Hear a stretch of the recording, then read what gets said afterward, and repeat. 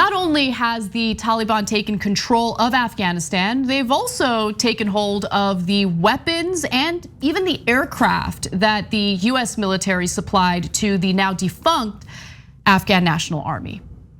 So we're dealing with a group of people who initially the military was supposed to be fighting, but the issue is now the hollow government that was propped up by the United States, now that that's gone, all of that stuff, it ends up in the hands of the Taliban. So I want to talk about that a little bit, and I want to get specific about it because we've implied it, we've talked about it a little bit on the show, but here are the details. Built and trained at a 2-decade cost of $83 billion, and let's stop for a second. The $83 billion was specifically for the Afghan security forces, but they collapsed so quickly. And the ultimate beneficiary of the American investment turned out to be the Taliban. They grabbed not only political power, but also US supplied firepower in the form of guns, ammunition, helicopters, and more. And by the way, the $83 billion invested in the Afghan forces over 20 years is slightly more than what Washington budgeted last year for food stamp assistance for about 40 million Americans, just to kind of put things in perspective. So not only did the United States fail in its war in Afghanistan, we further destabilized that country, and we empowered the Taliban with American-made weaponry and aircrafts. Yeah, and I guess hypothetically they were put in a little bit of a difficult position because you send over all the weapons, you send over the helicopters, the combat aircraft, fighting vehicles, things like that. They had various estimates of how long the National Army would be able to hold up. They did an interview actually within the last couple of hours saying they thought it might be weeks or months or possibly even a couple of years. None of them seem to think it would last forever. So in theory, you take that stuff back to the extent that you even can once it's in the hand of the security forces, but then you assure that the fall will be even slower, or you leave it hoping that that buys a little bit more time, but then it'll almost certainly be taken over. We've really got the absolute worst situation, which is it didn't buy any time anyway, and then it was taken. Right, and then it was taken, exactly. Also, I don't think enough attention has been paid to the faulty intelligence from the Pentagon. I mean, how did they think that the government that was being propped up by the United States would have any staying power, any lasting power? Clearly, they were either lying to the American people and to the government, or they just had faulty intel, which both things can be true, of course. I mean, we know about all of the drone strikes that were carried out with faulty intel, but it's okay because all those civilians who died were just considered collateral damage, right? Of course. By the way, one other thing that's interesting, when the story of the Taliban taking over Kabul broke, there were videos of them in the presidential palace. And one of the Taliban members happened to be a Gitmo detainee. So I share that little piece of information with you because all of our actions lead to a reaction. All of our actions abroad, whether we feel it as Americans or not, lead to some sort of consequence. And I think that one of the biggest mistakes Americans can make is assume that since it's happening abroad, it's happening far away, it has no impact on us, but it does. So next time you hear clowns like Bill Maher question why Muslims in other countries hate us, understand that when we're bombing innocent civilians, when innocent people are losing their family members or their own lives, I mean, entire communities become radicalized against us. Doesn't mean that they all become, part of insurgent groups or anything like that. Some of them do, of course. But understand that you can't just go around brutalizing people and assume that no, we're the good guys. Why do people hate us so much? Why is there so much hostility toward the United States? We go in and we destabilize entire countries. And then when there's any backlash at all, we pretend like we did nothing wrong. Yeah, well, and I know, since we're sort of marking, a major turning point in this decades-long history between the US and Afghanistan, we're obviously wondering what lessons will be learned, what lessons can be learned. But as you just pointed out, like we can't get people to understand why some people in these countries might not like the United States. Right. Like the most core, seemingly easy to understand question, we can't get that across. So I am not expecting much coming out of this. And I don't know if you saw the interview that the National Security Advisor had with some reporter, I think it's C-SPAN earlier today. Yes. Yeah, implying, that this is getting out of Afghanistan is representative of something like a Biden doctrine, that he is going to be less interested in nation building and those sorts of things. We'll see. I don't know, because I don't know how much we can expect that any other member of government has learned from this. They might be willing to pull out. They know that it's unpopular. I mean, just listen to Biden's rhetoric on China.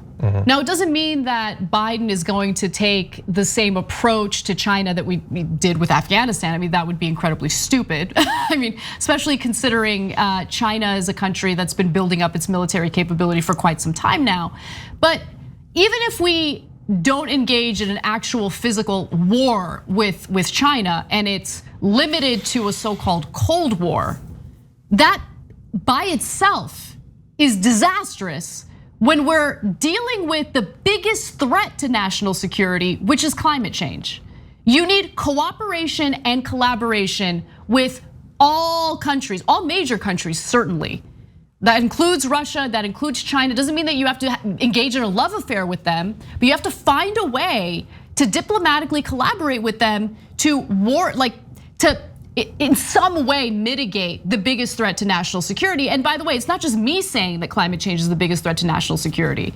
The Pentagon says that climate change is the biggest threat to national security. You guys are worried about refugees now from Afghanistan. Climate refugees, I mean, we're already seeing that today. Yeah. But climate refugees, that's gonna explode in coming years. But back to the weaponry that the Taliban now has hold of.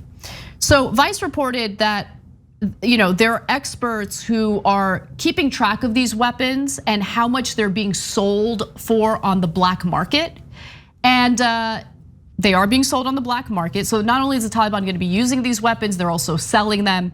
And so Mitchell Porthello says that already prices are dropping on the American style M4 assault rifles and other weapon systems widely distributed to the Afghan National Army. And that's according to Dubai-based security researcher studying the question on contract for regional governments who asked not to be named for obvious reasons. The endless stockpiles of weapons seized by the Taliban as they took over the country will end up on regional markets because collectively, Afghanistan is already awash in light and medium weapons. And there are some videos going around showing the Taliban kind of taking inventory of the US-made weaponry that was given to the Afghan National Army that no longer exists. So what you're looking at there, that's what our taxpayer dollars funded and provided to a military that no longer exists in Afghanistan, a government that no longer exists in Afghanistan. That would, no, they got the pistols too. Yeah, no, I think that would probably crack like top 50 best arsenals in Texas owned by an individual, probably. I love that like we obviously have there's a lot of differences between the United States and Afghanistan, but the idea that looting all of these weapons basically just gets thrown into the market because everybody already has a gun anyway. Like there are some similarities between us and Afghanistan. Jesus. I know. And then the final part of this is it's not just the weapons, it's also helicopters and other pretty important material that we gave to the now defunct Afghan National Army that now the Taliban has. In Mazar Sharif, Taliban fighters could be seen examining UH-60 Black Hawk helicopters and an A-29 Tucano attack plane. Lots of fun, that's great. But with those planes relatively complex to operate, the real prize for the Taliban will be the Mi-17 Russian-made transport helicopters that have been long operated in the region. So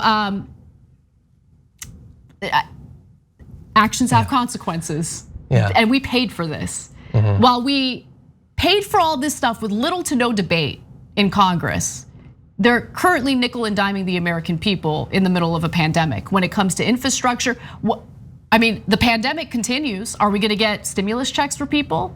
Are we gonna make people whole? Are we ever gonna make people whole in this country? No.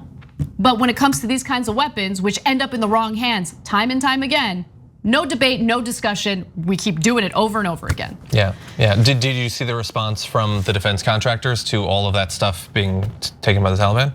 Awesome, let's do it again. I don't even think they care.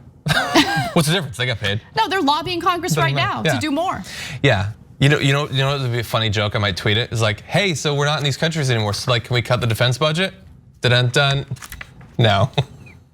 Nothing makes any sense. No, but do you get? There's no logic to any of this. But do you guys get why we increase the defense budget every single year? Yes, a huge part of it is to enrich military contractors. But the other half of it is we're spreading weapons all over the world, which then could be used against us, could be used against soldiers in American soldiers in various countries that we're occupying right now.